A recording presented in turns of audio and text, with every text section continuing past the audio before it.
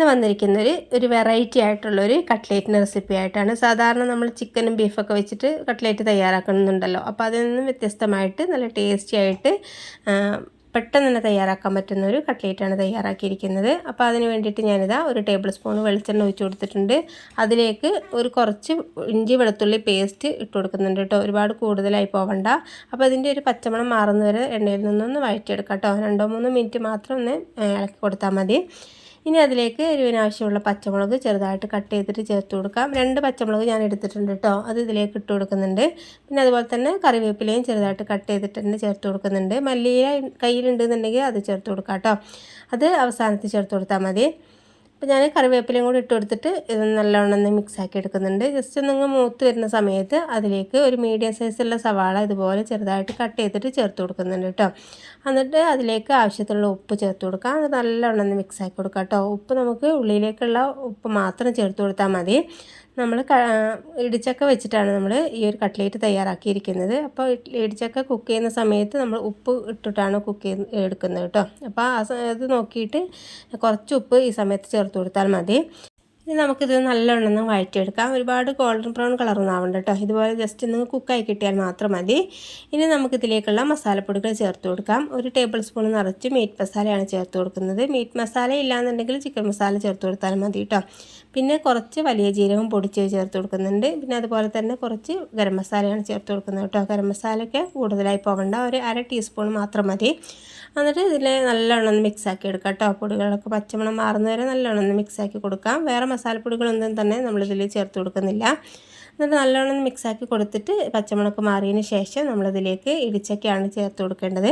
ഇടിച്ചക്ക നമ്മൾ സാധാരണ തൊലിയൊക്കെ കളഞ്ഞിട്ട് പുറം ഭാഗത്തുള്ള പച്ച ഭാഗമുണ്ടല്ലോ മൊത്തത്തിൽ കളയുക. എന്നിട്ട് അത് സെൻറ്റർ ഭാഗം ഒന്ന് കട്ട് ചെയ്യുക. എന്നിട്ട് സെൻറ്റർ ഭാഗത്ത് ഉണ്ടാകുന്ന സംഭവം ഉണ്ടാവില്ലേ, കൂഞ്ഞി എന്നൊക്കെ പറയില്ലേ, അപ്പോൾ അതൊന്ന് കട്ട് ചെയ്തെടുക്കാം കേട്ടോ. അപ്പോൾ അതിട്ടുണ്ടെങ്കിൽ ഒട്ടിപ്പിടിക്കാൻ ചാൻസ് ഉണ്ട്. അപ്പോൾ അത് മൊത്തത്തിൽ കളഞ്ഞതിന് ശേഷം ചെറുതായിട്ട് കട്ട് ചെയ്തിട്ട് കുക്കറിലിട്ട് കുക്ക് ചെയ്തെടുത്തതാണ്. കുക്കറിൽ മഞ്ഞൾപ്പൊടിയും ഉപ്പും ഇട്ട് കൊടുത്തിട്ടൊന്ന് വേവിച്ചെടുക്കുക. എന്നിട്ട് അപ്പോൾ ഒറ്റ വിസിൽ മതി കേട്ടോ. അപ്പോൾ ഇതുപോലെ നല്ലവണ്ണം ഒന്ന് കുക്കായി കിട്ടിക്കോളും. അപ്പോൾ കുറച്ച് വെള്ളം ഒഴിച്ച് കൊടുത്താൽ മതി കേട്ടോ. ഒരു 1/2 ഗ്ലാസ് വെള്ളമൊക്കെ ഒഴിച്ച് കൊടുത്താൽ മതി. കൂടുതൽ വെള്ളം ഒഴിച്ച് കൊടുക്കേണ്ട കാര്യമില്ല.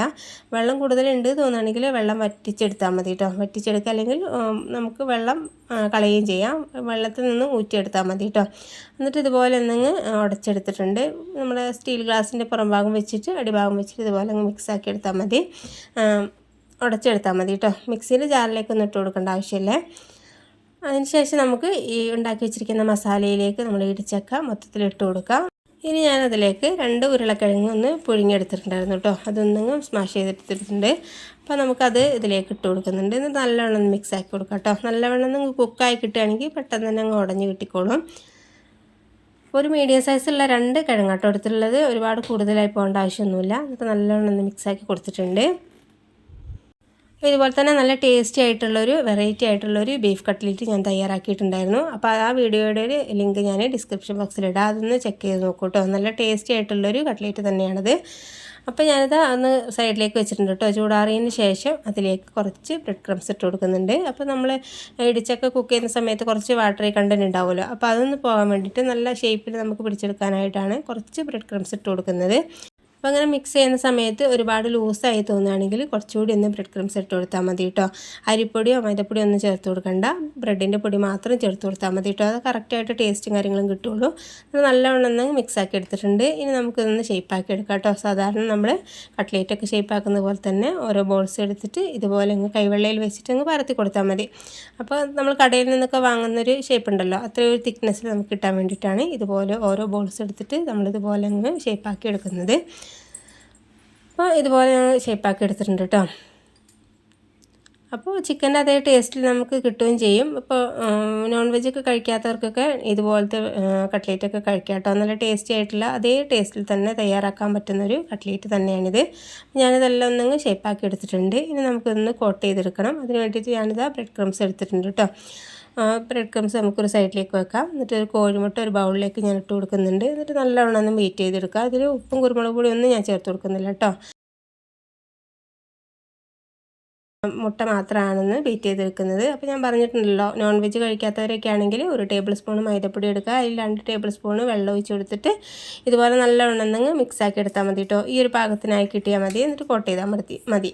എന്നാൽ തന്നെ കറക്റ്റായ ടേസ്റ്റും കാര്യങ്ങളും കിട്ടിക്കോളും. അപ്പോൾ ഞാനിതൊരു മുട്ടയിൽ തന്നെയാണ് കോട്ട് ചെയ്തെടുക്കുന്നത്. ഇനി നമുക്ക് ഓരോ കട്ട്ലേറ്റ് എടുത്തിട്ട് മുട്ടയുടെ ബാറ്റിലൊന്ന് ഡിപ്പ് ചെയ്യുക. എന്നിട്ട് അതിന് ശേഷം ബ്രെഡ് ക്രംസിൽ നല്ലവണ്ണം കോട്ട് ചെയ്തെടുക്കുക കേട്ടോ. അങ്ങനെ കോട്ട് ചെയ്യുന്ന സമയത്ത് ഒരു കൈ കൊണ്ട് തന്നെ നമുക്ക് ചെയ്യാൻ ബ്രെഡ് ക്രംസിലും മുട്ടയുടെ മിക്സിലും ആക്കാണ്ടിരിക്കുന്നത് കേട്ടോ നല്ലത്. അപ്പോൾ അങ്ങനെ ചെയ്യുകയാണെങ്കിൽ നമുക്ക് ബ്രെഡ് ക്രംസ് ഒരുപാട് മുട്ടയുടെ മിക്സിലേക്ക് പോകും. അപ്പോൾ അതില്ലാതിരിക്കാൻ വേണ്ടിയിട്ട് നമ്മൾ ഒരു കൈ കൊണ്ട് മുട്ടയുടെ മിക്സിൽ ഡിപ്പ് ചെയ്യുക. അതിനുശേഷം മറ്റേ കൈ കൊണ്ട് ബ്രെഡ് ക്രംസ് ഒന്ന് കോട്ട് ചെയ്തെടുത്താൽ മതിയിട്ട്. അപ്പോൾ കറക്റ്റായിട്ട് നമുക്ക് ഷേപ്പാക്കി എടുക്കാനായിട്ട് കഴിയും. അപ്പോൾ ഇതുപോലെ ഞാനിതുപോലെ എല്ലാം ഒന്നങ്ങ് ഷേപ്പാക്കി എടുക്കുന്നുണ്ട്. സാധാരണ നമ്മൾ കട്ട്ലേറ്റ് ഷേപ്പാക്കില്ലേ, അതുപോലെ തന്നെ കോട്ട് ചെയ്തെടുക്കുന്നുണ്ട്. അപ്പോൾ നിങ്ങൾക്ക് വേണമെന്നുണ്ടെങ്കിൽ 2 കോട്ടൊക്കെ ചെയ്തെടുക്കാം കേട്ടോ. അപ്പോൾ നമ്മൾ ഒരു പ്രാവശ്യം ബ്രെഡ് ക്രംസിൽ കോട്ട് ചെയ്തതിന് ശേഷം ഒന്നുകൂടി അങ്ങ് മുട്ടയുടെ ബാറ്റിലൊന്ന് ഡിപ്പ് ചെയ്യുക.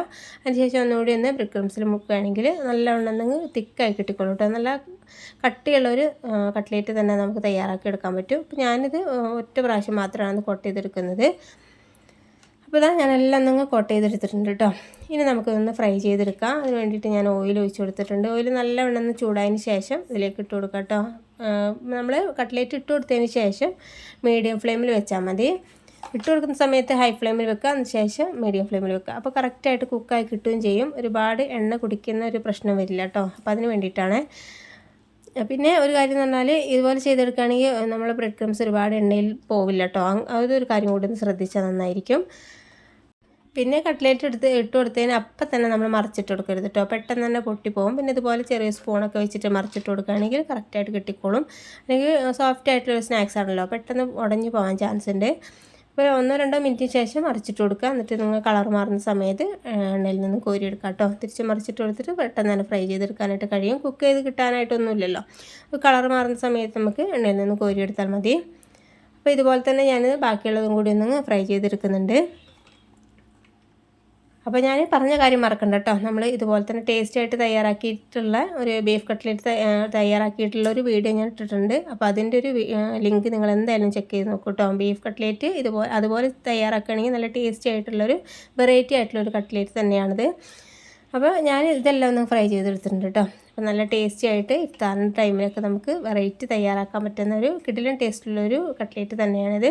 അപ്പോൾ നിങ്ങൾക്ക് വീഡിയോ ഇഷ്ടപ്പെട്ടിട്ടുണ്ടെന്നുണ്ടെങ്കിൽ ലൈക്ക് ചെയ്യാനും മറക്കരുത്. സബ്സ്ക്രൈബ് ചെയ്യാതെ കാണുന്നവരൊന്ന് സബ്സ്ക്രൈബ് ചെയ്ത് സപ്പോർട്ട് ചെയ്യുകയും ചെയ്യണേ. ആ തൊട്ടടുത്ത് കാണുന്ന ആ ബെല്ലൈക്കണും കൂടി ഒന്ന് പ്രസ് ചെയ്തിട്ട് അതിൽ കാണുന്ന ഓൾ എന്ന ഓപ്ഷൻ തന്നെ ക്ലിക്ക് ചെയ്യാൻ മറക്കരുത്. എന്നാൽ തന്നെയാണ് ഞാനിടുന്ന വീഡിയോസൊക്കെ നിങ്ങൾക്ക് അപ്പോൾ നോട്ടിഫിക്കേഷൻ കിട്ടുകയുള്ളൂ. പിന്നെ വീഡിയോ നിങ്ങൾ ഫാമിലി ഫ്രണ്ട്സിനൊക്കെ ഒന്ന് ഷെയർ ചെയ്യാനും മറക്കരുത്. അപ്പോൾ ഇതിനേക്കാളും നല്ല കിടിലൻ വീഡിയോയുമായിട്ട് നമുക്ക് വീണ്ടും കാണാം. Okay, thank